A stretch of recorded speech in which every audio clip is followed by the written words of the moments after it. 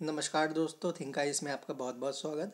आज हम UP PCS की कम्युनिकेशन स्किल यानी संप्रेषण इस टॉपिक को देखेंगे। सी सेट प्रश्न पत्र से रिलेटेड है टॉपिक। इसमें हम प्रीवियस ईयर क्वेश्चन पेपर्स के लगभग सारे क्वेश्चन ही देखेंगे। चलिए चर्चा की शुरुआत करते हैं। बहुत इंपॉर्टेंट टॉपिक है, ध्यान से देखिएगा। निम्नलिखित में से कौन उस कौशल को स्पष्ट करता है जो अंतःक्रिया एवं संप्रेषण को सुगम बनाता है? उत्तर है सामाजिक कौशल। एक्सप्लेनेशन देखते हैं। व्यक्तियों के बीच परस्पर अंतःक्रिया इंटरेक्शन एवं संप्रेषण कम्युनिकेशन को सुगमता से करने की क्षमता या कौशल सामाजिक कौशल सोशल स्किल कहलाता है। इस प्रकार के संप्रेषणों में शाब्दिक यानी वर्बल एवं अशाब्दिक या संकेतात्मक नॉन वर्बल दोनों प्रकार के संप्रेषण सम्मिलित रहते हैं। समानुभूति के लिए निम्नलिखित में से कौन सा सही है? समानुभूति और सहानुभूति दोनों समान है। व्यक्ति में दूसरों की भावनाओं को समझना समानुभूति है, तो इसमें केवल दूसरा सही है। समानुभूति यानी एम्पैथी का अर्थ है दूसरों की भावनाओं या अनुभूतियों को समझने एवं उन्हें महसूस करने की क्षमता। इसमें व्यक्ति दूसरे के कष्टों और दुखों पर अपनी भी अभिव्यक्ति प्रदर्शित करना या प्रेषित करना आवश्यक नहीं होता या आवश्यक नहीं समझता। इसमें भावनाओं का संप्रेषण नहीं होता, जबकि सहानुभूति सिंपैथी में दुखी व्यक्ति से अपने को जोड़ते हुए अपनी भी भावनाएं उस व्यक्ति तक प्रेषित की जाती हैं। अंतर्वैयक्तिक संबंधों में किसमें अधिक समय लगता है? तो विश्वास बनाने में। अंतर्वैयक्तिक संबंधों में विश्वास बनने में अधिक समय लगता है, क्योंकि इसमें व्यक्ति एक दूसरे के व्यक्तित्व के सभी पहलुओं को जांचते हैं। चौथा है, निम्नलिखित में से किसका प्रयोग अंतर्वैयक्तिक संबंध व्यक्त करने में नहीं किया जाता? संगठनात्मक कौशल का। अंतर्वैयक्तिक संबंध दो या दो से अधिक लोगों के बीच ऐसा साहचर्य होता है जो क्षणिक या स्थायी हो सकता है। अंतर्वैयक्तिक संबंध सामाजिक, सांस्कृतिक और अन्य प्रभावों के संदर्भ में निर्मित होते हैं। अंतर्वैयक्तिक संबंध व्यक्त करने में लोक जीवन के व्यवहारिक कौशलों के साथ साथ मृदु कौशल अर्थात भाषा की मृदुता का भी प्रयोग किया जाता है। विभिन्न परिदृश्यों में व्यक्ति अपनी भावनाओं, प्रेरणाओं तथा कार्यकलापों को एक दूसरे व्यक्ति के साथ जोड़ने का प्रयास करता है। इस प्रकार में वह जीवन के समस्त व्यवहारिक तकाजों का उपयोग करता है, जबकि अंतर्वैयक्तिक संबंध को व्यक्त करने में संगठनात्मक कौशल का प्रयोग नहीं किया जाता है। तथ्य, सामग्री और निष्कर्ष के बीच मानसिक संयोजन कहलाता है। क्या कहलाता है? अनुमान लगाना। तथ्य, सामग्री और निष्कर्ष के बीच मानसिक संयोजन की स्थिति अनुमान लगाने इन्फेरिंग की होती है। जैसे मौसम विभाग द्वारा सूचना प्राप्त होती है कि बादल युक्त आंधी आने की 80% संभावना है, तो यह अनुमान लगाया जाता है कि वर्षा भी हो सकती है। अपने सहयोगियों एवं अधीनस्थों के बीच संवाद स्थापित करने का सर्वोत्तम विकल्प है अनौपचारिक अंतः संचार। अनौपचारिक संचार ऊर्ध्व तथा पार्श्व संचार की कमियों को दूर करता है। अनौपचारिक संचार का प्रयोग कर संगठन के उच्चाधिकारी अपने सहयोगियों एवं अधीनस्थों के बीच संवाद स्थापित कर सूचनाओं का आदान प्रदान करके समन्वय स्थापित कर सकते हैं। किसी व्यक्ति में दूसरों के साथ काम करने का सर्वाधिक महत्वपूर्ण अंतर्वैयक्तिक कौशल है योग्यता। किसी व्यक्ति में दूसरों के साथ काम करने का सर्वाधिक महत्वपूर्ण अंतर्वैयक्तिक कौशल उसकी योग्यता है, उसकी अपनी खुद की योग्यता है। निम्नलिखित में से कौन अंतर्वैयक्तिक संबंधों के निर्माण में समस्या उत्पन्न कर सकता है? शर्मीलापन। तो केवल शर्मीलापन उपयुक्त सभी में कौन कौन से बाकी के? सांवेदन या सांवेदिक परिपक्वता, अग्रहिता और तदनुभूति। इन सब के अलावा केवल शर्मीलापन ही है जो अंतर्वैयक्तिक संबंधों के निर्माण में समस्या उत्पन्न कर सकता है। यह व्यक्ति के व्यक्तित्व के विकास में बाधा उत्पन्न करता है। निम्नलिखित में से कौन सा गलत है? अंतर्वैयक्तिक कौशल होते हैं। तो गलत कौन सा है? आत्मसात करने के द्वारा। तो अंतर्वैयक्तिक कौशल आत्मसात करने के द्वारा नहीं होते। तो सविराम दंड द्वारा अंतर्वैयक्तिक कौशल विकसित नहीं होते। इसमें बी दिया है, तो हम यहाँ पे देखेंगे बी ही उत्तर सही है। तो सविराम दंड द्वारा अंतर्वैयक्तिक कौशल विकसित नहीं होते। किस किस के द्वारा होते हैं? अनुकरण द्वारा होते हैं, तदात्मीकरण द्वारा होते हैं, आत्मसात करने के द्वारा होते हैं। तो यहाँ पे ध्यान देने की जरूरत है, उत्तर बी गलत है। अंतर्व्यक्ति कौशल में निम्नलिखित में से कौन सुसंगत नहीं है? सहयोगियों के अभिप्राय पर संदेह है। सहयोगियों के अभिप्राय पर संदेह अंतर्व्यक्ति कौशल में सुसंगत नहीं है। और क्या क्या सुसंगत है? सकारात्मक अभिवृत्ति, सुनने की तत्परता, संवेगों के प्रबंधन की योग्यता।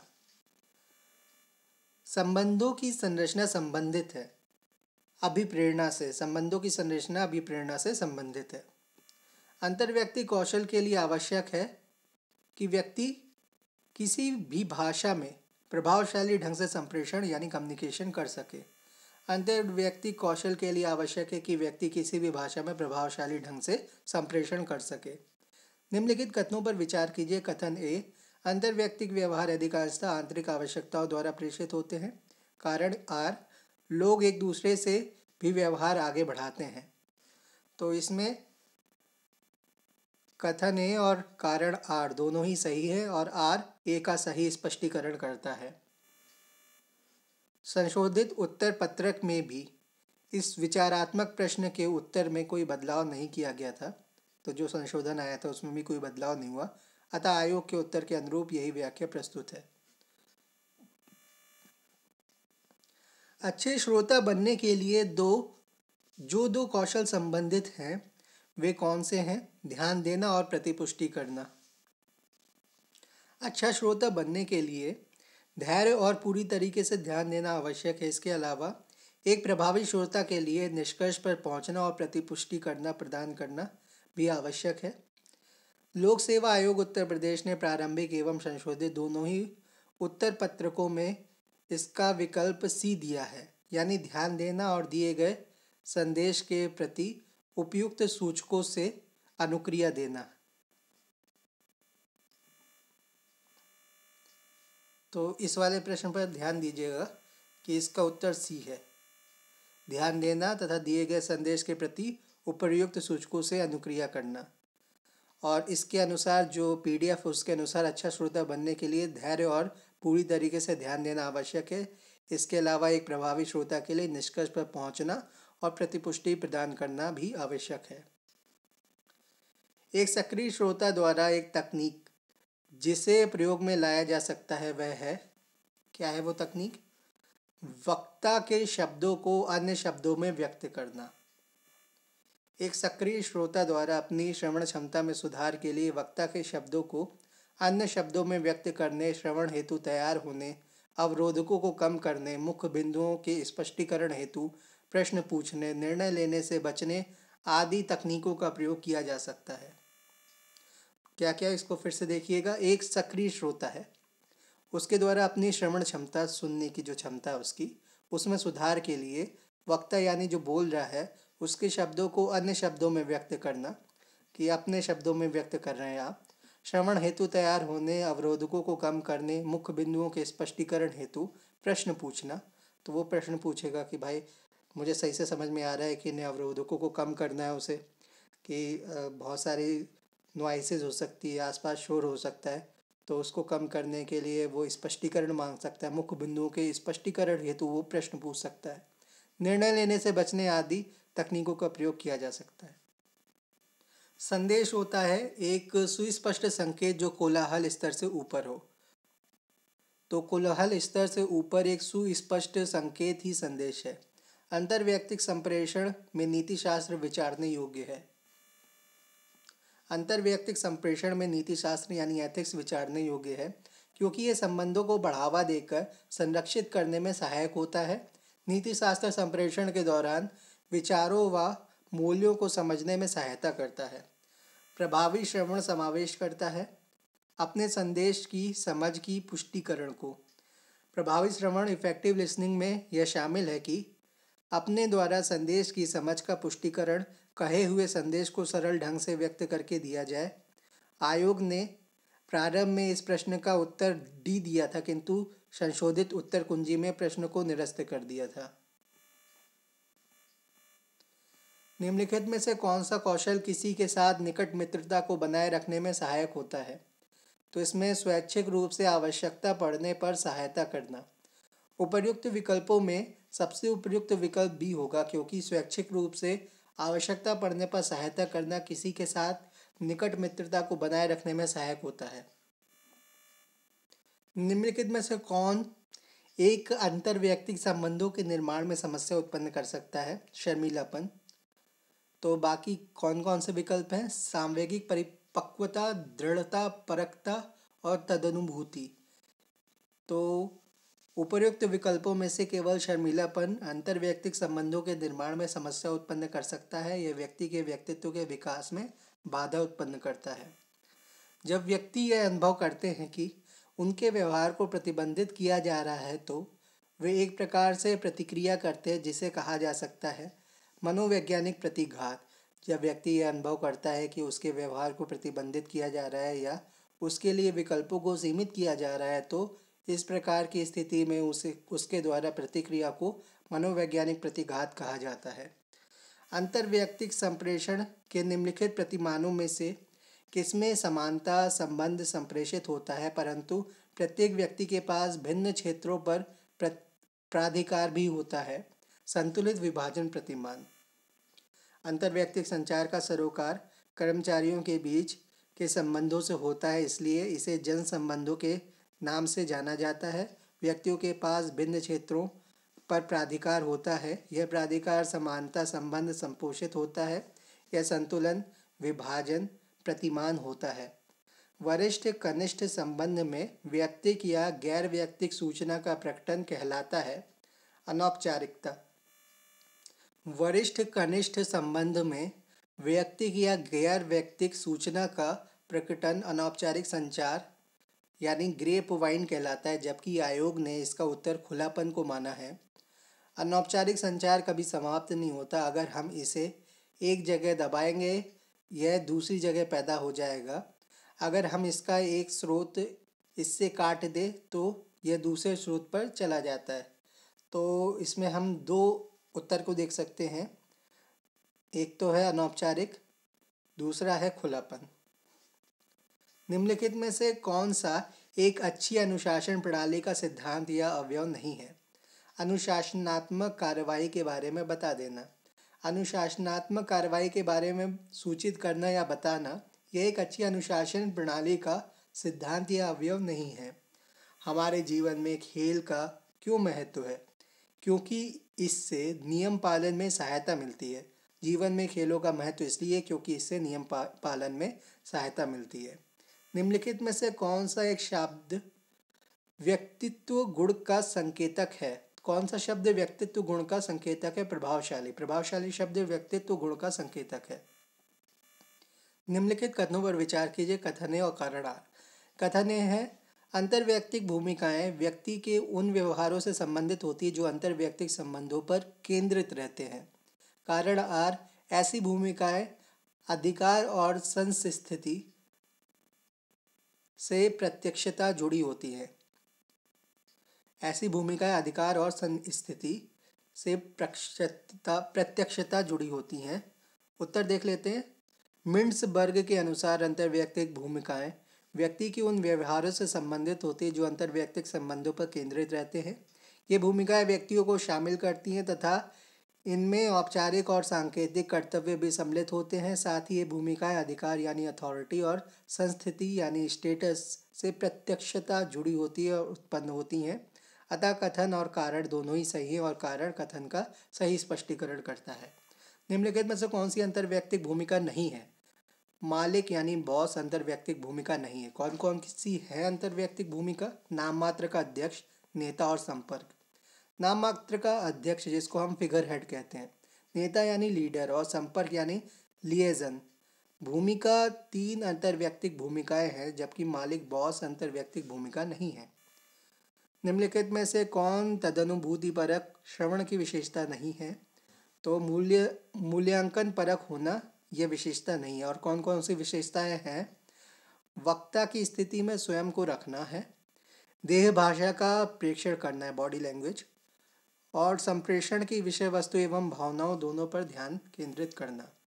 तदनुभूति परक श्रवण यानी इम्फैटिक लिसनिंग की विशेषताओं में श्रोता द्वारा वक्ता की स्थिति में स्वयं को रखकर वैसा ही अनुभव करना, वक्ता के मनोभावों को समझने के लिए उसके शब्दों के साथ उसकी देह भाषा का प्रेषण करना तथा संप्रेषण की विषय वस्तु एवं भावनाओं दोनों पर ध्यान केंद्रित करना शामिल है, परंतु इसमें वक्ता की बातों का मूल्यांकन करना अथवा मूल्यांकन परक होना शामिल नहीं है। निम्नलिखित में से कौन दूसरों के साथ संबंध होने की आवश्यकता दर्शाता है? सम्मिलित होने की आवश्यकता। सम्मिलित होने की आवश्यकता नीड फॉर इंक्लूजन दूसरों के साथ संबंध होने की आवश्यकता को दर्शाता है। यह दूसरों के द्वारा स्वीकृत होने के साथ साथ दूसरों को स्वीकृत करने और सामाजिक समूह का सदस्य बनने की आवश्यकता को व्यक्त करता है। निम्नलिखित कथनों पर विचार कीजिए। कथन: विद्यार्थी अपने अध्यापकों से अधिक प्रभावित होता है। निष्कर्ष: विद्यार्थी बौद्धिकता से प्रभावित होता है। दूसरा, विद्यार्थी अध्यापकों को अपना आदर्श मानते हैं। तीसरा, विद्यार्थी का अधिकांश समय स्कूल में बीतता है। इन निष्कर्षों में से कौन सा सही है? पहला और दूसरा सही है। विद्यार्थी बौद्धिकता से प्रभावित होते हैं, विद्यार्थी अध्यापकों को अपना आदर्श मानते हैं। दिए गए कथन में कहा गया है कि विद्यार्थी अपने अध्यापकों से अधिक प्रभावित होते हैं, जिससे स्पष्टता निष्कर्ष एक प्राप्त हो रहा है कि विद्यार्थी बौद्धिकता से प्रभावित होते हैं। साथ ही संदर्भ में निष्कर्ष 2 भी कथन में निहित है कि विद्यार्थी अध्यापकों को अपना आदर्श मानते हैं, परंतु निष्कर्ष 3 दिए गए कथन से प्राप्त नहीं हो रहा है। वित्तीय व्यवस्था में प्रवीण व्यक्ति वह होता है जो अपने परिवार के व्यय से अधिक कमाने का प्रबंध करता है। निम्नलिखित में से कौन सा कथन उपर्युक्त वाक्य से सबसे अधिक मिलता जुलता है? वित्तीय व्यवस्था में प्रवीण वह है जो अपना व्यक्तिगत वित्तीय प्रबंधन अच्छी तरीके से करता है। वित्तीय व्यवस्था में प्रवीणता से आशय एक अच्छे व्यक्तिगत वित्तीय प्रबंधन से है, ताकि वित्तीय व्यवस्था के दूसरे व्यय को प्रबंधन किया जा सके, चाहे वह परिवार से संबंधित हो या किसी दूसरे व्यय से। हमारी अर्थव्यवस्था उत्पादन से हस्तांतरित होकर सेवा अनुकूलित हो गई है। सेवा क्षेत्र में वृद्धि होने से प्रबंधन को समानुक्रम असेंबली लाइन में वस्तुओं और सामान की अपेक्षा व्यक्तियों के साथ कार्य करने की आवश्यकता होगी। तो इसमें है उत्तर, भविष्य में पारस्परिक व्यवहार का गुण इंटरपर्सनल स्किल कार्य क्षेत्र में अधिक महत्वपूर्ण हो जाएगा। भारतीय अर्थव्यवस्था उत्पादन से हस्तांतरित होकर सेवानुकूलित हो गई है। सेवा क्षेत्र में वृद्धि होने से प्रबंधन समानुक्रम असेंबली लाइन में वस्तु और सामान की अपेक्षा व्यक्तियों के साथ कार्य करने की आवश्यकता होती है। अतः भविष्य में व्यवहार का गुण इंटरपर्सनल स्किल कार्य क्षेत्र में अधिक महत्वपूर्ण हो जाता है। निम्नलिखित में से कौन से अंतर्वैयक्तिक संचार से संभावित परिणाम नहीं हो सकते? श्रोता संदेश से ना तो सहमत है और ना ही असहमत। अंतर्वैयक्तिक संचार का संभावित परिणाम यह हो सकता है कि श्रोता संदेश से पूर्णतः सहमत हो या असहमत हो, या आंशिक रूप से सहमत या असहमत हो, किंतु यह कदापि नहीं हो सकता कि श्रोता संदेश से ना तो सहमत हो और ना ही असहमत हो। अधिकार शक्ति का अर्थ है, तो इसमें उत्तर सी सही है। पहला, दूसरा और तीसरा। निर्णय लेने की शक्ति अधिकार शक्ति है। निर्णयों को अधीनस्थों को सूचित करने की शक्ति अधिकार शक्ति है। संगठन में कार्यरत व्यक्तियों के व्यवहार स्वरूप को प्रभावित करने की शक्ति अधिकार शक्ति है। प्राधिकार शब्द का प्रयोग राज्य द्वारा दी गई शक्ति के अर्थ में सरकार, न्यायाधीशों, पुलिस अधिकारी आदि के लिए होता है। इस शक्ति के अंतर्गत निर्धारित शक्ति, निर्णय देने की शक्ति, क्षेत्राधिकार शक्ति, नियंत्रण करने की शक्ति, आदेश देने की शक्ति आती है। प्राधिकार शब्द किसी विषय पर अधिकार का भी सूचक है। किसी संगठन में अधिकार शक्ति का अर्थ है निर्णय लेने की शक्ति, निर्णयों को अधीनस्थों को सूचित करने की शक्ति तथा संगठन में कार्यरत व्यक्तियों के व्यवहार स्वरूप को प्रभावित करने की शक्ति। इस शक्ति के अंतर्गत अधीनस्थों को सामाजिक रूप से उत्तरदायी बनाने की शक्ति नहीं आती, क्योंकि कोई भी संगठन कर्मचारियों के संगठन से बाहर के आचरण को नियंत्रित करने की शक्ति नहीं रखता। संगठनात्मक संप्रेषण के पक्षों में सम्मिलित है। क्या क्या सम्मिलित है? पहला, दूसरा, तीसरा। आंतरिक संप्रेषण, बाह्य संप्रेषण और अंतर्वैयक्तिक संप्रेषण। संगठन में संचार के 3 पहलू: आंतरिक संचार, बाह्य संचार और अंतर्वैयक्तिक संचार। आंतरिक संचार ऊपर की ओर, नीचे की ओर और आर पार होता है। बाह्य संचार का नाता संगठन और जनता के बीच संबंध से होता है। अंतर्व्यक्तिक संचार का सरोकार कर्मचारियों के बीच के संबंधों से होता है। अंतर्व्यक्तिक कौशल का सर्वाधिक उपयुक्त परिभाषा कौन सी है? एक संस्थान में व्यक्ति दूसरों से किस प्रकार संबंधित है। किसी अन्य व्यक्ति या व्यक्तियों के समूह से प्रभावपूर्ण संवाद के मद्देनज़र जिन क्षमताओं की आवश्यकता होती है उसे अंतर्व्यक्तिक कौशल इंटरपर्सनल स्किल की संज्ञा दी जाती है। इसमें नेतृत्व, समस्या समाधान, संचार, श्रवण आदि कौशल शामिल हैं। अंतर्व्यक्तिक कौशल की इस परिभाषा के अनुसार इस प्रश्न का सही उत्तर विकल्प डी होगा। एक संगठन में संघर्ष समाधान करने के लिए एक प्रभावी नेता यानी मार्गदर्शक बनने के लिए सर्वाधिक अनिवार्य अंतर्व्यक्तिक कौशल निम्नलिखित में से कौन सा है? तदनुभूति है। किसी भी संगठन में संघर्ष समाधान हेतु नेता को सभी संबंधित व्यक्तियों के विचारों, भावनाओं, चिंताओं और भावनात्मक अवस्थाओं को समझना चाहिए और उनके दृष्टिकोण से स्थिति का विश्लेषण करना चाहिए। अतः यह आवश्यक है कि प्रभावी नेता में तदनुभूति नामक अंतर्व्यक्तिक कौशल हो। वह प्रक्रिया कौन सी है जो चिकने पदार्थ की तरह प्रबंधकीय क्रिया को सुगम बना देती है? संचार। संचार संगठन का एक महत्वपूर्ण सिद्धांत है और इसके उद्देश्यों को प्राप्त करने के लिए अनिवार्य है। गिलेट संचार को किसी प्रशासनिक संगठन के रुधिर प्रवाह के रूप में देखते हैं जो संगठन के कार्यों को सुगम बनाता है। आप एक दल यानी टीम के नेता हैं। आपके दल के अधिकतर सदस्य शिक्षित और सक्रिय हैं। अधिकतम उत्पाद यानी कार्य प्राप्त करने के लिए निम्नलिखित में से कौन से नेतृत्व शैली सबसे उपयुक्त होगी? सहभागी। जब अधीनस्थ योग्य, सक्षम और सक्रिय हों तो टीम लीडर या दल के नेता को सहभागी प्रबंधन शैली का प्रयोग करना चाहिए। यह प्रबंधन शैली निर्णय निर्माण एवं समस्या समाधान के अधीनस्थों की भागीदारी बढ़ाने पर बल देती है। तो यह प्रबंधन शैली निर्णय निर्माण और समस्या समाधान में अधीनस्थों की भागीदारी बढ़ाने पर बल देती है। इस नेतृत्व शैली के अंतर्गत दल के नेता द्वारा अधीनस्थ व्यक्तियों को भी कुछ प्राधिकार सौंप दिए जाते हैं। दल का नेता दल के सदस्यों के विचारों और सुझावों को सुनता है और उचित लगने पर अपने विचारों पर प्राथमिकता देता है। इस प्रबंधन शैली के कारण अधीनस्थ उत्प्रेरित होते हैं और उनकी उत्पादकता में वृद्धि होती है, जबकि मंत्रणात्मक नेतृत्व शैली के अंतर्गत दल का नेता अधीनस्थों के विचारों एवं सुझावों को सुनता है किंतु अंतिम निर्णय का अधिकार अपने पास रखता है और दल के सदस्यों को कोई प्राधिकार नहीं दिया जाता है। इसी प्रकार परोपकारी नेतृत्व शैली भी यद्यपि अधीनस्थों के विचारों एवं सुझावों को महत्व देती है लेकिन निर्णय लेने का अंतिम अधिकार दल के नेता के पास ही होता है। अतः उपर्युक्त दशा में सहभागी नेतृत्व शैली ही सर्वाधिक उपयुक्त होने के कारण सर्वाधिक उपयुक्त उत्तर भी है। संघर्ष एक निर्माणात्मक बल या शक्ति हो सकता है यदि प्रभावी प्रबंधन किया जाए। संघर्ष एक निर्माणात्मक बल हो सकता है या शक्ति हो सकता है यदि संघर्ष का प्रभावी प्रबंधन किया जाए। वस्तुतः व्यक्ति या संगठन को संघर्ष के माध्यम से ही अपने कमजोर और मजबूत पक्षों का ज्ञान होता है। अतः यदि अपनी कमजोरियों को सुधारा जाए तथा अन्यों की कमजोरियों का लाभ उठाया जाए तो संघर्ष एक निर्माणात्मक बल की भूमिका निभा सकता है।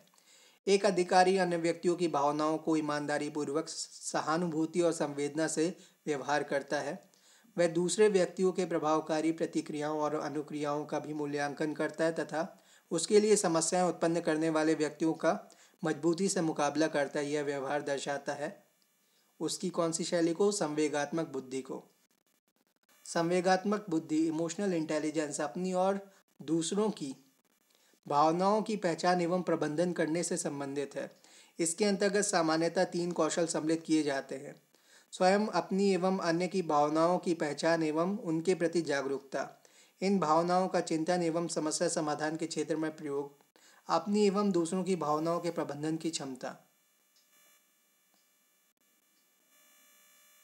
निम्नलिखित में से किस संप्रेषण अंतःक्रिया में हमें अवश्य ध्यान देना चाहिए कि हमें क्या करना चाहिए?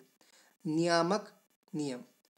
संप्रेषण वह साधन है जिसमें संगठित क्रिया द्वारा तथ्यों, सूचनाओं, विचारों, विकल्पों एवं निर्णयों का 2 या 2 से अधिक व्यक्तियों के मध्य अथवा व्यावसायिक उपक्रमों के मध्य आदान प्रदान होता है। संप्रेषण के नियामक नियम हमें यह बताते हैं कि हमें क्या करना चाहिए और क्या नहीं करना चाहिए। संप्रेषण यानी कम्युनिकेशन में अंतःक्रियाओं की संरचना और समन्वय आवश्यक है। संचार प्रक्रिया में निम्नलिखित में से कौन से चरण पहले आता है? कूट लेखन। संचार प्रक्रिया में परस्पर या एक दूसरे से संबंधित चरण स्टेप्स होते हैं। प्रेषक यानी सेंडर संदेश को भेजता है, प्राप्तकर्ता रिसीवर इसे ग्रहण करता है। किसी संचार में संदेश को भेजने योग्य बनाने के लिए सर्वप्रथम इसका कूट लेखन इनकोडिंग होती है। इसके बाद ही प्रेषक द्वारा संदेश को प्रेषित किया जाता है यानी भेजा जाता है। प्राप्तकर्ता प्राप्त संदेश को कूटानुवाद यानी डिकोड करता है या डिकोडिंग होती है वहाँ पर, तथा इसका अभिप्राय समझ लेता है डिकोडिंग करने के बाद। इस प्रकार संचार प्रक्रिया पूर्ण हो जाती है। अतः संचार प्रक्रिया को हम इस तरीके से इस क्रम में समझ सकते हैं: कूट लेखन इनकोडिंग, संचार ट्रांसमिशन, कूटानुवाद डिकोडिंग, समझना अंडरस्टैंडिंग। अधोलिखित में से कौन सा सकारात्मक संप्रेषण का माध्यम नहीं है? ज़्यादा वैयक्तिक होना नहीं है। और कौन कौन सा है? दोनों पक्षों को तत्काल पुनर्निवेश, टनल दृष्टि और समाधान की शीघ्र प्राप्ति। ज़्यादा वैयक्तिक होना सकारात्मक संप्रेषण का माध्यम नहीं है, क्योंकि इसमें व्यक्ति दूसरे के गुण दोषों पर ज़्यादा ध्यान देता है और वास्तविक समस्या से अपना ध्यान हटा लेता है। संचार में निष्पादन या निष्पंदन। संचार में निष्पंदन के बुरे प्रभाव को कम करने के लिए किस उपाय का प्रयोग किया जाता है? लघु परिधिकरण का। संचार में निष्पंदन यानी नोड के बुरे प्रभाव को कम करने के लिए लघु परिधिकरण यानी शॉर्ट सर्किटिंग उपाय का प्रयोग किया जाता है, अर्थात बाधा उत्पन्न करने वाले निष्पंदन के सिरे को भूमि से 1 से 1.6 सेकेंड समयांतराल के लिए लघु परिपथीय शॉर्ट सर्किटिंग कराने पर प्रभावित करने वाली लाइन नेटवर्क से अलग हो जाती है। औपचारिक दिशा निर्देश एवं प्राधिकार पदानुक्रम संचार के किस प्रकार के उदाहरण हैं? नियंत्रण प्रकार के उदाहरण है। संचार यानी कम्युनिकेशन सदस्यों के व्यवहार को विविध तरीकों से नियंत्रित करता है।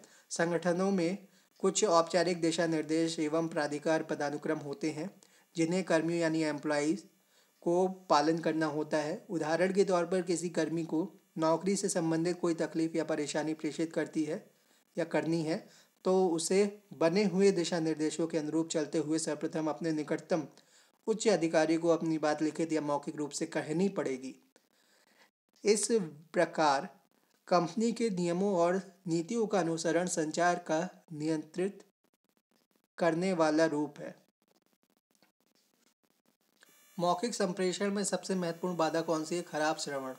मौखिक संप्रेषण में सबसे महत्वपूर्ण बाधा खराब श्रवण यानी सुनना बुरी तरीके से या बेकार जो नॉइसेस होती हैं वो आपके कानों तक पहुंचती हैं, तो उसकी वजह से जो वक्ता अपनी बात कह रहा होता है वो पूरी तरीके से आप समझ नहीं पाते, उसी को हम कहते हैं खराब श्रवण। मौखिक संप्रेषण के 3 पहलू हैं: वार्तालाप, श्रवण और भाव भंगिमा। मौखिक संप्रेषण की प्रभावशीलता वक्ता की योग्यता पर निर्भर करती है। भाषा प्रयोग की। मौखिक संप्रेषण की प्रभावशीलता वक्ता की सरल भाषा प्रयोग की क्षमता पर निर्भर करती है। अधोलिखित में से किस प्रकार के संप्रेषण में नेतृत्व भूमिकाओं की उत्पत्ति सर्वप्रथम होती है? तो इसमें है लघु समूह संप्रेषण। लघु समूह संप्रेषण में नेतृत्व भूमिकाओं की उत्पत्ति सर्वप्रथम होती है। लघु समूह संप्रेषण में व्यक्ति अपने समूह के सदस्यों को कुछ स्पष्ट कार्य निर्देश दे सकता है तथा किसी संवाद को प्रारंभ करके समूह के सदस्यों के साथ परस्पर वार्तालाप प्रारंभ कर सकता है। इस प्रकार हुए परस्पर संवाद तथा वार्तालाप के निष्कर्ष समूह के संचालन कर्ता को निर्णय लेने में सहायता होती है और निर्णयकर्ता बनकर व्यक्ति नेतृत्व की भूमिका में आ जाता है। टेलीफोन द्वारा संप्रेषण उदाहरण है यांत्रिक संप्रेषण का। टेलीफोन द्वारा संप्रेषण यांत्रिक संप्रेषण का उदाहरण है। इस प्रकार के संप्रेषण में वक्ता द्वारा कही गई बात या संदेश को विभिन्न यंत्रों के माध्यम से विद्युतीय संकेतों में बदलकर या रेडियो संकेतों के रूप में परिवर्तित करके श्रोता तक पहुंचाया जाता है, जहां इन्हें पुनः यंत्रों के माध्यम से ध्वनि के रूप में बदल दिया जाता है। मौखिक संप्रेषण में सबसे अधिक महत्वपूर्ण होता है, आप इसे कैसे कहते हैं। मौखिक संप्रेषण में सबसे अधिक महत्वपूर्ण यह है कि आप अपनी बात को कैसे कहते हैं। संचार का वह साधन जो बहुत सारे आदाताओं को एक स्रोत से एक साथ सूचना प्रसारित करता कहलाता है। संचार का वह साधन जो बहुत सारे आदाताओं को एक स्रोत से एक साथ सूचना प्रसारित करता कहलाता है जन संप्रेषण। जन संप्रेषण व्यापक रूप से लोगों तक एक स्रोत से सूचना के प्रेषण पर आधारित प्रक्रिया है। कक्षा में संप्रेषण को सामान्यतः समझा जाता है संज्ञानात्मक। ज्ञान अर्जित करने से संबंधित प्रक्रिया संज्ञान कहलाती है। कक्षा में संप्रेषण हेतु प्रायः इसी प्रक्रिया का प्रयोग किया जाता है, इसलिए कक्षा में संप्रेषण को सामान्यतः संज्ञानात्मक समझा जाता है। एक वर्तुल संप्रेषण में संकूटक कूटभंजक हो जाता है जब वहाँ होता है। उपर्युक्त प्रश्न जून 2014 में आयोजित यूजीसी नेट परीक्षा में पूछा गया था। प्रश्न के साथ दिए गए 4 विकल्प इस प्रकार थे। पहला था नॉइज, दूसरा ऑडियंस, तीसरा क्रिटिकलिटी, चौथा फीडबैक। प्रश्न का सही उत्तर विकल्प फीडबैक था, क्योंकि प्रतिपुष्टि प्रक्रिया फीडबैक मैकेनिज्म की उपस्थिति से ही लूप निर्मित होगा और वर्तुल संप्रेषण संपन्न होगा, जिसके तहत इनकोडर डिकोडर की भूमिका निभाएगा। यहाँ विकल्प डी में फीडबैक के स्थान पर बैरियर दिया हुआ है। शेष विकल्प यूजीसी नेट परीक्षा में पूछे गए प्रश्न के समान ही है, लेकिन यह चारों ही विकल्प प्रश्न के सही उत्तर के रूप में उपयुक्त नहीं है। प्रतिपुष्टि या फीडबैक ही इस प्रश्न का सही उत्तर हो सकता है।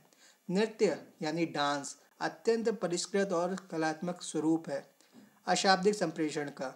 नृत्य अशाब्दिक संप्रेषण का अत्यंत परिष्कृत और कलात्मक स्वरूप है, क्योंकि अशाब्दिक संप्रेषण को शारीरिक हाव भाव यानी बॉडी लैंग्वेज एवं स्पर्श, शारीरिक भाषा और भाव भंगिमा, चेहरे की अभिव्यक्ति, आंखों के संपर्क आदि से संप्रेषित किया जा सकता है। इसके अतिरिक्त वस्त्र, बालों की स्टाइल, प्रतीकों एवं चित्रों के माध्यम से भी संप्रेषण किया जा सकता है। नृत्य शारीरिक हाव भाव, भाव भंगिमा, चेहरे एवं आंखों की अभिव्यक्ति का कलात्मक स्वरूप है। किसी संगठन में संप्रेषण जो प्रकारों एवं स्तरों से परे जाता है वह जाना जाता है विकर्णी संप्रेषण के रूप में। संप्रेषण किसी संगठन में निम्न दशा में प्रेषित होते हैं: अधोगामी, ऊर्ध्वगामी, समतल, विकर्ण संप्रेषण, सर्वदिशात्मक संप्रेषण और इंट्रास्केलर संप्रेषण। विकर्ण संप्रेषण विभिन्न कार्यात्मक विभागों में कार्यरत कर्मियों एवं प्रबंधकों के मध्य सीधे संप्रेषण को इंगित करता है। यह संप्रेषण ऊर्ध्वाधर तथा समांतर संप्रेषण की कमियों को समाप्त करता है। विकर्ण संप्रेषण का प्रयोग बड़े संगठनों के मैट्रिक्स या परियोजना आधारित संरचनाओं में अधिक प्रयोग किया जाता है। तो जो विकर्ण संप्रेषण का प्रयोग बड़े संगठनों के मैट्रिक्स या परियोजना आधारित संरचनाओं में अधिक प्रयोग किया जाता है, तब विकल्प सी सही उत्तर होगा। और लोक सेवा आयोग द्वारा इसका उत्तर विकल्प बी बताया गया। बी क्या था देख लेते हैं। बी में कहा गया था समस्तरी संप्रेषण के रूप में, सी है विकर्णी संप्रेषण के रूप में। तो दोनों उत्तर आप देख लीजिएगा ध्यान से। संप्रेषण के प्रक्रम में प्रथम चरण है कूट संकेतन। संप्रेषण कथनों पर विचार कीजिए। कथन ए, लोग और उनकी समस्याएं विलक्षण होती हैं। कारण आर, सक्रिय श्रवण उस व्यक्ति को जिसे सुना जा रहा है कुछ संप्रेषित करता है। तो इसमें ए सही है। ए और आर दोनों सही हैं और आर एक का सही स्पष्टीकरण नहीं है। लोग और उनकी समस्याएं विलक्षण होती हैं। सक्रिय श्रवण उस व्यक्ति को जिसे सुना जा रहा है कुछ संप्रेषित करता है। इस प्रकार कथन व कारण दोनों ही सही हैं, किंतु कारण कथन का सही स्पष्टीकरण नहीं है। निम्नलिखित में से कौन सा संप्रेषण में ग्रहीता की कमजोर प्रकार की रुकावट है? पूर्वाग्रह। दी गई संप्रेषण की बाधाओं में पूर्वाग्रह यानी प्रीजुडिस ग्रहीता की कमजोरी है, जबकि अस्पष्टता, शब्दजाल तथा समय की बाधाएं प्रेषक की कमजोरियों से संबंधित है। पूर्वाग्रह ग्रस्त होने पर ग्रहीता प्रेषक की बात को उसके वास्तविक अर्थ में समझ पाने में असफल हो सकता है। संप्रेषण के संबंध में संदर्भ किसे कहते हैं? वार्तालाप के लिए भौतिक और मनोवैज्ञानिक वातावरण। संप्रेषण के संबंध में संदर्भ यानी कॉन्टेक्स्ट वार्तालाप के लिए भौतिक, मनोवैज्ञानिक, सांस्कृतिक और ऐतिहासिक वातावरण को कहते हैं। निम्नलिखित में से कौन एक अवाच्यक संप्रेषण सहायक का उदाहरण है? चाक्षुष या चाक्षुष संपर्क। चाक्षुष संपर्क को हम आई कांटेक्ट कहते हैं। आई कांटेक्ट एक अवाचिक संप्रेषण नॉन वर्बल कम्युनिकेशन का उदाहरण, जबकि शेष वाचिक संप्रेषण वर्बल कम्युनिकेशन के उदाहरण है, जिसमें चिल्लाना, बुदबुदाना, शब्द जाल आते हैं। अवाचिक संप्रेषण में आँख और चेहरे का हाव भाव, सामान्य शारीरिक भाषा प्रकटन आदि भावों को शामिल किया जाता है। संप्रेषण की प्रक्रिया में कूट लेखन से तात्पर्य है संकेतों को तंत्रिकीय आवेगों में परिवर्तित करना। संप्रेषण की प्रक्रिया में कूट लेखन इनकोडिंग के माध्यम से संदेशों को वाचक यानी वर्बल तथा अवाचिक नॉन वर्बल संकेतकों के रूप में तंत्रिकीय आवेगों में परिवर्तित कर दिया जाता है। प्रेषक की योग्यता, मनोवृत्ति, ज्ञान और सामाजिक सांस्कृतिक व्यवस्था कूट लेखन की प्रक्रिया को प्रभावित करती है। निम्नलिखित कथनों पर विचार कीजिए। कथन ए, संप्रेषण के नियामक नियम हमें यह बताते हैं कि हमें क्या करना चाहिए और क्या नहीं करना चाहिए। कारण आर, संप्रेषण में अंतःक्रियाओं की संरचना और समन्वय आवश्यक है। तो ए और आर दोनों सत्य हैं और आर ए का सही स्पष्टीकरण भी है। मानवीय संप्रेषण प्रक्रिया के कुछ अंग नीचे दिए गए संप्रेषण प्रक्रिया में घटने वाले सही क्रम को चुनिए। तो 2, 3, 1 है, यानी संदेश, कोलाहल और पुनर्निवेश। मानवीय संप्रेषण क्रिया में स्रोत, एन्कोडिंग, संदेश मार्ग, डिकोडिंग, प्राप्तकर्ता तथा पुनर्निवेश जैसी घटक शामिल होते हैं। इस प्रक्रिया में घटने वाले घटक का सही क्रम इस प्रकार है: संदेश, कोलाहल और पुनर्निवेश। संदेश है, फिर एन्कोडिंग हुई उसकी, फिर संचार माध्यम आया, मीडियम में शोर भी हो सकता है, नॉइस, फिर उसकी डिकोडिंग होगी, फिर जाएगा प्राप्तकर्ता के पास, फिर वो प्राप्तकर्ता क्या भेजेगा? पुनर्निवेश यानी फीडबैक भेजेगा। निम्नलिखित में से कौन हमारे अंतर्हित व्यवबोधों को स्पष्ट करता है? जो लोगों के व्यवहार की व्याख्या करने का ध्यान रखता है और जो दूसरों से संप्रेषण करने के समुचित तरीकों को स्पष्ट करता है। संप्रेषण नियम। संप्रेषण नियम कम्युनिकेशन रूल हमारे अंतर्हित व्यवबोधों को स्पष्ट करता है। जो लोगों के व्यवहार की व्याख्या करने का ध्यान रखता है और जो दूसरों से संप्रेषण करने के समुचित तरीकों को स्पष्ट करता है। निम्नलिखित में कथनों पर विचार कीजिए। कथन ए, लोग और उनकी समस्याएं विलक्षण होती हैं। कथन का जो कारण आर है, सक्रिय श्रवण उस व्यक्ति को जिसे सुना जा रहा है कुछ संप्रेषित करता है। ये हम पहले भी देख चुके हैं। तो इसमें ए और आर दोनों सही हैं, आर ए की सही व्याख्या नहीं है। लोग और उनकी समस्याएं विलक्षण होती है, सक्रिय श्रवण उस व्यक्ति को जिसे सुना जा रहा है को संप्रेषित करता है। इस प्रकार कथन और कारण दोनों सही है, लेकिन कारण कथन का सही स्पष्टीकरण नहीं है। सूची 1 और 2 को सुमेलित करना है। तो सूची ए संचार के प्रकार बताती है, सूची 2 चर बताती है। तो इसमें उत्तर देख लेते हैं। शाब्दिक यानी भाषा प्रवाहिता, लिखित यानी संज्ञानात्मक क्षमता, संकेत यानी सामाजिक सांस्कृतिक कारक, दैहिक हाव भाव यानी अंतर्निहित अर्थ। निम्नलिखित संप्रेषण संजालों में से किसमें समूह का प्रत्येक सदस्य केवल अपने से निकटतम सदस्य से ही संप्रेषण कर सकता है? श्रृंखला संजाल। वृत्त नेटवर्क समूह सदस्य सिर्फ पड़ोसी सदस्य से बात कर सकते हैं। दूसरे शब्दों में सूचना व संदेश समूह सदस्यों के बीच बगली रूप में भेज देता है, यानी अगल बगल में बता देता है। श्रृंखला नेटवर्क सूचना व संदेश एक उच्चानुक्रमिक निर्देश श्रृंखला में केवल ऊपर या नीचे जा सकता है। तो श्रृंखला क्या होती है? एक चेन होती है जिसमें ऊपर नीचे ये इंसान अपने संदेश को भेज सकता है।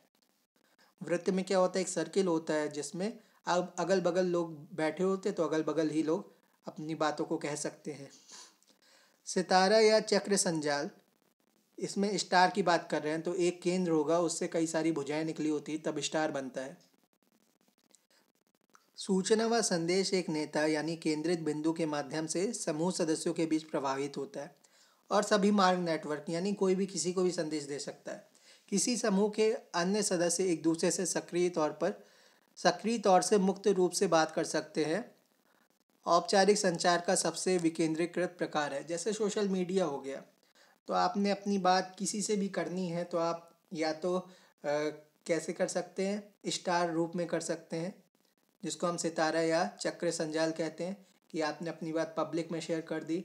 या आप किसी से भी बात कर सकते हैं, आपके पास मैसेंजर होता है, आपको जिससे बात करनी होती है आप डायरेक्ट बात कर सकते हैं। तो इसमें आपके अगल बगल वाली बात, सर्कुलर वाली बात नहीं होती, और इसमें चेन वाली बात भी नहीं होती कि श्रृंखला की आप के बाद आपकी बात सुनने वाला यही व्यक्ति होगा, ये स्पष्ट नहीं होता। आप किसी से भी मुक्त रूप से बात कर सकते हैं।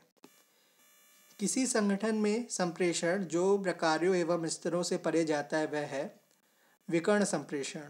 संप्रेषण किसी संगठन में निम्न दशा में या निम्न दिशा में आघटित होते हैं: अधोगामी, ऊर्ध्वगामी, समतल, विकर्ण संप्रेषण, सर्वदिशात्मक संप्रेषण, इंट्रास्केलर संप्रेषण। विकर्ण संप्रेषण विभिन्न कार्यात्मक विभागों या प्रभागों में कार्यरत कार्मिकों और प्रबंधकों के मध्य सीधे संप्रेषण को इंगित करता है। यह संप्रेषण प्रकार ऊर्ध्वाधर और समानांतर संप्रेषण की कमियों को समाप्त करता है। विकर्ण संप्रेषण का प्रयोग बड़े संगठनों के मैट्रिक्स या परियोजना आधारित संरचनाओं में अधिक प्रयोग किया जाता है। तो उत्तर सी सही है। संगठनात्मक संप्रेषण हो सकता है, क्या हो सकता है? तो उत्तर बी सही है इसका, 1, 2 और 3, आंतरिक, वाह और अंतर्वैयक्तिक। तो संगठन में संचार आंतरिक, वाह और अंतर्वैयक्तिक हो सकता है। संगठन में संप्रेषण होता है, उत्तर डी यानी सभी चारों, व्यक्तियों के माध्यम से अनुभागों और विभागों के मध्य मौखिक तथा लिखित, बाहरी संगठनों के साथ भी, बाहरी जो संगठन होते हैं उनके साथ भी। तो संगठन में संचार व्यक्तियों के मध्य, अनुभागों विभागों के मध्य मौखिक तथा लिखित तथा बाहरी संगठनों के साथ भी होता है। निम्नलिखित में से कौन कौन से चेस्टर बर्नार्ड द्वारा प्रतिपादित संप्रेषणों के सिद्धांतों में सम्मिलित है? तो इसमें ए पहला और दूसरा ही है। संप्रेषण के मार्ग निश्चित होने चाहिए। संप्रेषण की लाइनें आवश्यक रूप से सीधी और छोटी होनी चाहिए। तो चेस्टर बर्नार्ड द्वारा प्रतिपादित संचार के सिद्धांत के अनुसार संप्रेषण का मार्ग निश्चित तथा सभी को ज्ञात होना चाहिए तथा जहाँ तक हो सके संचार को सीधा एवं छोटा होना चाहिए। संचार के कारकों में सम्मिलित है सी यानी 1, 2, 3 और 5। तो स्वरूपता, निरंतरता, यथेष्टता और स्पष्टता। संचार में स्वरूपता, निरंतरता, यथेष्टता और पर्याप्तता तथा स्पष्टता का होना अति आवश्यक है। कठोरता संचार का गुण नहीं है। संप्रेषण, तो इसमें सभी चारों सही है। 1, साझेदार उद्देश्य की साझेदार समझ है। सामान्य मुद्दों पर दिमागों का सम्मिलन है। संप्रेषण की शक्ति होने के लिए उसे समझना आवश्यक है। संप्रेषण के किसी संगठन में 3 मोटे पहलू होते हैं। संचार समझ को हस्तांतरित करता है संप्रेषण। संचार में उद्देश्यों को साझा करता है। संदेश का प्रेषण मात्र ही संपूर्ण संचार नहीं हो सकता, अपितु साथ में उसकी समझ भी हस्तांतरित होनी चाहिए। संचार एक कार्य भी है और एक प्रक्रिया भी। संचार के 3 मुख्य पहलू होते हैं: आंतरिक संचार, बाह्य संचार और अंतर्वैयक्तिक संचार। अनौपचारिक संप्रेषण क्रिया किया जा सकता है। कैसे किया जा सकता है? शरीर की भाषा से, बॉडी लैंग्वेज से, अंगूर लता संचार से। अनौपचारिक संप्रेषण शरीर की भाषा, अंगूर लता संचार से, गपशप से या गॉसिप नेटवर्क से, संभाव्यता नेटवर्क के माध्यम से होता है। निर्धारित संहिताओं तथा साप्ताहिक बैठकों द्वारा औपचारिक संचार होता है। अंगूर लता संचार के संबंध में निम्नलिखित में से कौन सा कथन सही नहीं है? गलत कौन सा है? इष्टतम निर्णय हेतु यह विश्वसनीय सूचना देता है, यह गलत है। और कौन कौन से सही हैं? यह सामान्य सारणी से कहीं अधिक लचीला है। यह सूचना का प्रसार तीव्रता से करता है। जो सूचना औपचारिक रूप से प्रसारित नहीं की जानी हो यह उसे प्रसार का एक सुविधाजनक तरीका है। जो सूचना औपचारिक रूप से नहीं प्रसारित करनी है तो यह उसके प्रसार का सुविधाजनक तरीका है। अंगूर लता संचार इष्टतम निर्णय हेतु विश्वसनीय सूचना नहीं देता, क्योंकि यह जिन स्तरों से गुजरता है वहाँ कुछ नवीन बातें ग्रहण कर लेता है। किसी संगठन में फीडबैक प्राप्त होता है ऊर्ध्वगामी संचार द्वारा, वाह संप्रेषण द्वारा, समानांतर संप्रेषण द्वारा। किसी संगठन में फीडबैक ऊर्ध्वगामी संचार द्वारा, वाह संप्रेषण द्वारा तथा समानांतर संप्रेषण द्वारा प्राप्त होता है। फीडबैक प्राप्तकर्ता का वह जवाब है जो प्रेषक को यह जानने में सक्षम बनाता है कि संदेश उसी रूप में प्राप्तकर्ता को मिला और उसके द्वारा समझा गया जैसा कि वह वास्तव में था। संप्रेषण देख लेते हैं क्या होता है। तो इसमें 1, 2 और 4। 1, सहमति से बनाए हुए उद्देश्यों की साझा समझदारी है। आम मुद्दों पर मस्तिष्कों का मिलन है। संप्रेषण को प्राधिकार को बल देने के लिए समझना आवश्यक है। संप्रेषण संगठन में 2 मुख्य मार्ग से चलता है। औपचारिक संचार तथा अनौपचारिक संचार, औपचारिक और अनौपचारिक दोनों प्रकार का होता है संप्रेषण यानी कम्युनिकेशन। संचार संगठन का मर्म है। यह सूचना को समझना संचार है, ना कि सूचना को भेजना। निम्नलिखित में से संप्रेषण नेटवर्क की विशेषताएं कौन सी, जिन्हें संगठन में ग्रेप वाइन कहा जाता है? नीचे दिए गए कोटों की सहायता से सही उत्तर का चयन करना है आपको। तो इसमें उत्तर डी सही है, यानी 1, 2 और 4। तो जिन पर प्रबंध द्वारा नियंत्रण नहीं रखा जाता तो वो ग्रेप वाइन में आते हैं। इनका प्रयोग प्रायः संगठन के हित के लिए किया जाता है। यह सूचना का महत्वपूर्ण स्रोत है। ग्रेप वाइन अनौपचारिक संचार में परिघटना की सूचना प्रायः संगठन के हितों में हो यह सही नहीं है। ग्रेप वाइन यानी अनौपचारिक संचार इनफॉर्मल कम्युनिकेशन में परिघटना की सूचना प्रायः संगठन के हित में हो यह सही नहीं है। अनौपचारिक संचार में व्यक्ति सही गलत सभी प्रकार का संचार करता है। इस संचार को संगठन के हित में प्रयोग नहीं किया जा सकता, बल्कि यह जनता का मत जानने में सहायता करता है। शोर यानी नॉइज शब्द निम्नलिखित में से किससे संबंधित है? संचार प्रणाली से। शोर में संचार के हर विभाग या हर भाग में मौजूद वे कारक शामिल हैं जो संदेश की उपयुक्तता या विश्वसनीयता को घटाते हैं। अतः यह संचार प्रक्रिया के किसी भी चरण में घटित हो सकता है। सूची 1 और सूची 2 का मिलान करना है आपको। तो साइबर नेटिक्स ये फीडबैक से इसको मिलान करते हैं। भाषा को बैरियर से, अनौपचारिक संप्रेषण को ग्रेपवाइन से, व्यवस्था को इंट्रोपी से। तो साइबर नेटिक्स को फीडबैक से, साइबरनेटिक्स, भाषा बैरियर, अनौपचारिक संप्रेषण ग्रेपवाइन, व्यवस्था इंट्रोपी। संप्रेषण प्रभावी होने के संबंध में निम्नलिखित कथनों में से कौन सा सही नहीं है? उसकी पंक्तियां लंबी होनी चाहिए, यह गलत है। सही कौन कौन से हैं? इसको सूक्ष्म होना चाहिए, यथेष्ट होना चाहिए, समायोचितता से संबंध होना चाहिए, समायोचितता से संबद्ध होना चाहिए। किसी संचार को प्रभावी बनाने के लिए 6 कारक अनिवार्य हैं। संचार को स्पष्ट होना चाहिए, प्राप्तकर्ता की अपेक्षाओं के निरंतर प्रवाह में होना चाहिए, पर्याप्त होना चाहिए, एक समान होना चाहिए, स्वीकार्य होना चाहिए। पत्र, टीपें, नोटिस, बुलेटिन, तार, टेलेक्स, नियम, हस्त पुस्तिका आदि उदाहरण हैं। त्वरित लिखित संचार के माध्यम 3 प्रकार के होते हैं: ऑडियो विजुअल और ऑडियो विजुअल। ऑडियो या विजुअल और ऑडियो विजुअल। ऑडियो माध्यम में सम्मेलन, साक्षात्कार जिसको इंटरव्यू कहते हैं आदि। विजुअल माध्यम में सर्कुलर, रिपोर्ट, चित्रात्मक, फॉर्म आदि। तथा ऑडियो विजुअल माध्यम में टेलीविज़न, ध्वनिगति, चित्र इत्यादि आते हैं। पत्र, टीपें, नोटिस, बुलेटिन, तार, टेलेक्स, नियम, हस्त पुस्तिका आदि त्वरित लिखित संचार के साधन हैं। निम्नलिखित में से कौन एक संप्रेषण करना कठिन होता है? नए विचार तथा नई प्रक्रियाएं। निम्नलिखित में से कौन एक संप्रेषित करना कठिन होता है? तो नए विचार तथा नई प्रक्रियाएं। और कौन आसान होता है? परंपरागत दृष्टिकोण, यथास्थिति के अनुरूप विचार, कार्यकाल की सुरक्षा की धमकियों से स्वतंत्र विचार। तो उत्तर सी को एक्सप्लेन करते हैं। जब आप कोई नया विचार या नई प्रक्रियाएं लाना चाहते हैं तो कठिनाइयों का सामना करना पड़ता है, क्योंकि किसी व्यक्ति के रुझान, राय और विश्वास उसे सही और अतिरिक्त सूचना स्वीकार करने से रोकते हैं। यह मौजूदा स्थिति से टकराते हैं। यह वास्तव में प्रभावी संचार को बाधित करता है। संप्रेषण से संबंधित निम्न कथनों में से कौन सा सही नहीं है? गलत बताना है आपको। यह प्रकृति से सदा औपचारिक होता है। और कौन कौन से सही हैं? यह किसी संगठन के जीवन का प्राणधार है। यह संगठन को बांधने वाली शक्ति है। इसकी तकनीकी में बहुत से परिवर्तन हुए हैं। किसी भी संगठन में संचार हमेशा औपचारिक तथा अनौपचारिक 2 प्रकार का होता है या 2 प्रकार से होता है। संचार का औपचारिक मार्ग प्रबंधक द्वारा आधिकारिक सूचना को भेजने के लिए सोच समझकर स्थापित किया गया होता है।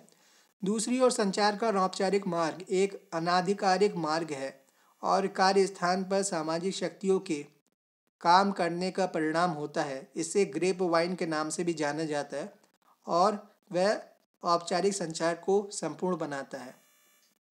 संप्रेषण का सार है समझना। संप्रेषण का सार समझना, क्योंकि यह संचार का मर्म है। संचार का मुख्य उद्देश्य सूचना को समझना है, ना कि सूचना को भेजना। चेस्टर बर्नार्ड के अनुसार जो संचार समझा नहीं जा सकता उसका कोई प्राधिकार नहीं हो सकता। सूची ए और सूची 2 को आपको सुमेलित करना है। प्रशासनिक व्यवहार और संप्रेषण के प्रकार। परिपत्र भेजना अधोगामी। लिपिक द्वारा पत्रावली में टिप्पणी लिखना ऊर्ध्वगामी। पीठ थपथपाना सांकेतिक। एक प्रबंधक द्वारा दूसरे प्रबंधक से वार्ता करना समानांतर। निम्नलिखित कथनों पर विचार कीजिए। कथन ए, संप्रेषण किसी संगठन के विभिन्न भागों और सदस्यों के बीच सूचनाओं और अवबोधनों और समझ का प्रवाह है। संप्रेषण किसी संगठन के विभिन्न भागों और सदस्यों के बीच सूचनाओं, अवबोधनों और समझ का प्रवाह है। कारण आर, संप्रेषण आदेश के प्रबंध कार्य तथा श्रेणीबद्धता के संचारात्मक सिद्धांतों में सम्मिलित है। तो इसमें ए और आर दोनों सही हैं और ए आर सही व्याख्या करते हैं, आर ए की सही व्याख्या करता है। किसी संगठन में संचार विभिन्न भागों तथा सदस्यों के बीच सूचनाओं, अवबोधनों और समाज का प्रवाह है। संचार आदेश के प्रबंध कार्य तथा श्रेणीबद्धता के संरचनात्मक सिद्धांत में सम्मिलित होता है। औपचारिक संचार साधारणतः प्रवाहित होता है 3 दिशाओं में। किसी भी औपचारिक संगठन में 3 प्रकार से संचार प्रवाहित होता है: अधो संचार, ऊर्ध्व संचार, समस्तरीय संचार। कथन ए और कारण आर। कथन ए, संचार के बिना कोई संगठन नहीं हो सकता। कारण आर, संचार की प्रक्रिया ऊपरीगामी, निम्नगामी तथा पार्श्विक होती है। संचार के बिना कोई संगठन नहीं हो सकता क्योंकि यह प्रबंधन का मर्म होता है। संचार 3 दिशाओं ऊपरीगामी, निम्नगामी, पार्श्विक से प्रवाहित होता है। इस प्रकार कथन तथा कारण दोनों सही हैं, परंतु कारण कथन की सही व्याख्या नहीं करता। पार्श्विक संचार का अभिप्राय है समान स्तर तक संचार। किसी भी संगठन में संचार 3 दिशाओं में होता है। इसमें संचार ऊपर से नीचे, नीचे से ऊपर तथा समान स्तर पर होता है। पार्श्विक संचार समान स्तर तक संचार को कहते हैं, जिसमें संगठन के सोपान में समान स्तर के अधिकारियों व कर्मचारियों के विचारों का सीधे आदान प्रदान होता है। संचार शब्द से बना है, जो कि है लैटिन शब्द। संचार एक प्रक्रिया है तथा सूचना वह वस्तु है जिसका संचरण संचार प्रक्रिया में होता है। कम्युनिकेशन शब्द की उत्पत्ति लैटिन के कम्युनिस से हुई है। इसका अर्थ होता है सामान्य। संचार प्रक्रिया के जरिए सूचना भेजने वाला सूचना प्राप्त करने वाले से सामान्यतः समझ स्थापित करना चाहता है। धन्यवाद।